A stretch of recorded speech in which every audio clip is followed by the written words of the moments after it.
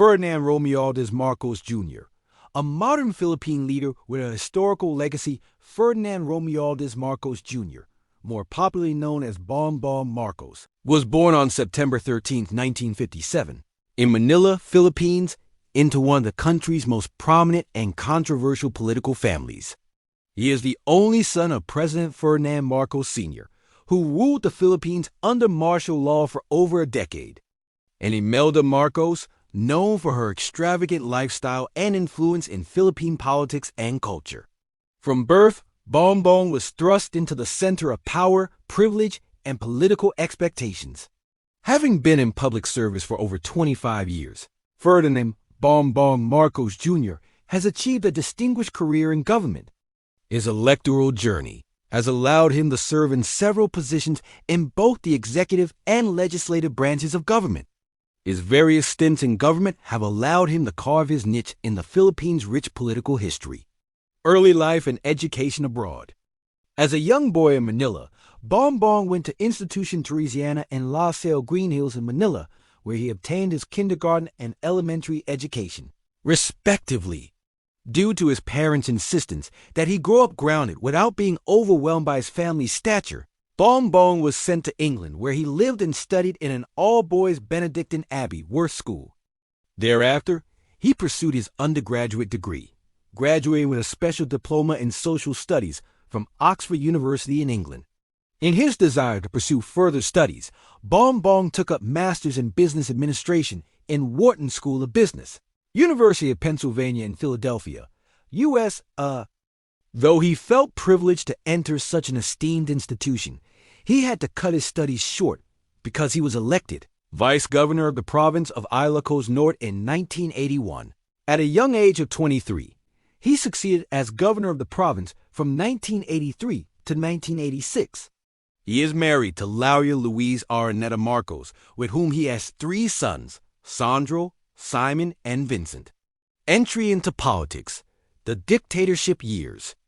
In 1980, at just 23 years old, Bongbong Marcos was elected vice governor of Ilocos Norte, the family's stronghold in the northern Philippines.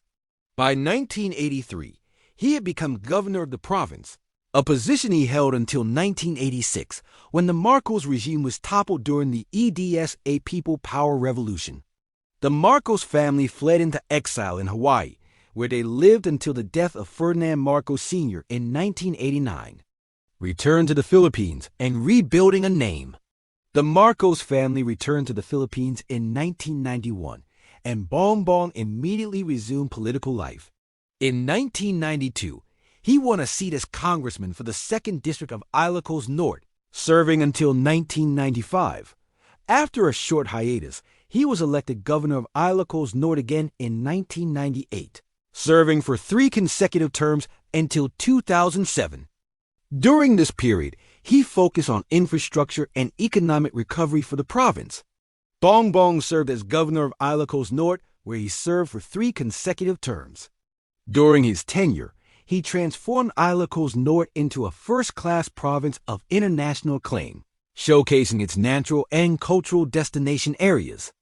It was also during his stewardship that Ilocos Norte became a pioneer in wind power technology, which, to this day, serves as an alternative source of energy, not only for the needs of his province, but for the other parts of northern Luzon as well.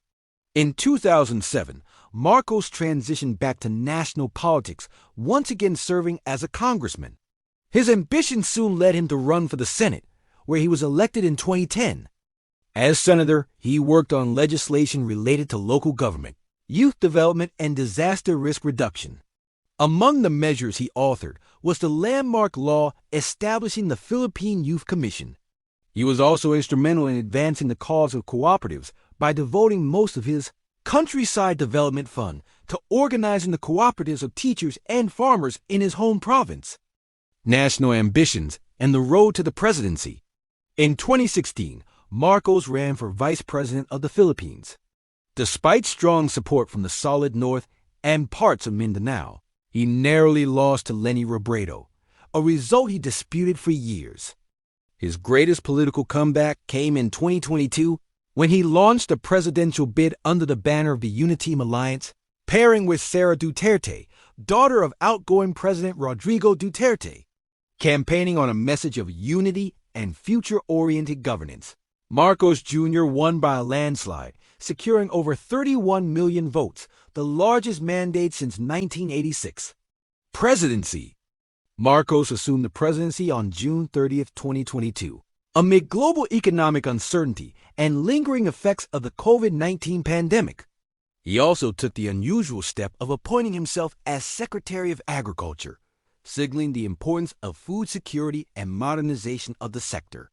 His administration launched the Build Better More infrastructure initiative, expanded foreign partnerships, especially with the United States, and pursued economic reforms through the Maharlika Investment Fund and the ratification of the Regional Comprehensive Economic Partnership. These efforts aim to attract investment, create jobs, and position the Philippines as a rising economic player in Southeast Asia. However, his presidency has not been without criticism. Issues such as inflation, concerns over human rights, historical revisionism, and questions about governance transparency have been raised by civil society and international observers. Nonetheless, he has maintained significant public support and continues to shape Philippine policy on both domestic and international fronts. Legacy and historical significance. Bongbong Marcos's rise to the presidency marks a remarkable political return for a family once ousted by a peaceful revolution. For some, his leadership represents a chance to rewrite the Marcos legacy. For others, it symbolizes the fragility of historical memory and the enduring power of political dynasties in the Philippines. Whether as a redemption arc or a cautionary tale, the story of Ferdinand Marcos Jr. continues to unfold an embodiment of how history, legacy, and leadership converge in the modern Filipino experience.